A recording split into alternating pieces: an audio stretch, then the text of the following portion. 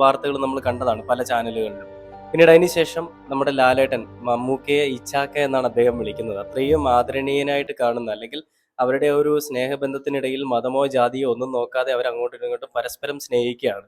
അതൊരു മാതൃകയാക്കേണ്ട സ്ഥലത്ത് അതിനെ മതവൽക്കരിച്ചുകൊണ്ട് വർഗീയ കലാപം ഉണ്ടാക്കാനായിട്ട് ശ്രമിക്കുന്ന രണ്ട് തന്തയില്ലാത്തവന്മാർ. ഒന്ന് അബ്ദുള്ള എന്ന് പറയുന്ന ഏതോ ഒരുവൻ, എനിക്ക് അവനെ അറിയില്ല ആരാന്ന്. രണ്ട് നാസർ ഫൈസി കൂടത്തായി എന്ന് പറയുന്ന ഒരുവൻ. ഇവന്മാര് ഈ പറയുന്ന നമ്മുടെ മുസ്ലിം ലീഗിന്റെ ഏതോ ഒരു സംഘടനയിൽ ഇരിക്കുന്നവന്മാരൊക്കെയാണ്. അപ്പൊ ഈ തന്തയില്ലായ്മയൊക്കെ പറയുന്നതിന് പകരം ആദ്യം കേരളത്തിലെ കുട്ടികൾ, അല്ലെങ്കിൽ ഈ പറയുന്ന മുസ്ലിങ്ങൾക്ക്, ഇവർ പറഞ്ഞ വാചകം ഇതാണ്, വാദം ഇതാണ്. അതായത് മുസ്ലിങ്ങൾക്ക് ഒരു ചട്ടക്കൂടുണ്ട്, അവർ അതിനനുസരിച്ചേ പോകാൻ സാധിക്കുകയുള്ളൂ. ഒരു ഏക ദൈവാരാധന എന്ന് പറയുന്ന രീതിയിലാണ് അവർ പോകുന്നത്.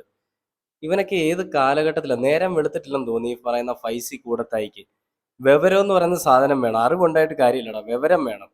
ഒരു ആത്മബന്ധം അല്ലെങ്കിൽ